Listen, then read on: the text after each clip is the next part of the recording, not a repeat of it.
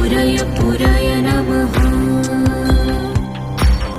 ॐ ह्रीं श्रीं क्लीं श्रीं कुबेराय अष्टलक्ष्मी मम गृहे धनं पुरय पुरय नमः।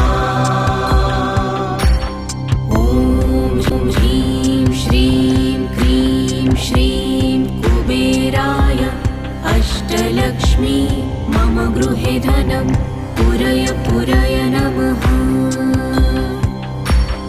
ॐ ह्रीं श्रीं क्लीं श्रीं कुबेराय अष्टलक्ष्मी मम गृहे धनं पुरय पुरय नमः। ॐ ह्रीं श्रीं क्लीं श्रीं कुबेराय अष्टलक्ष्मी मम गृहे धनं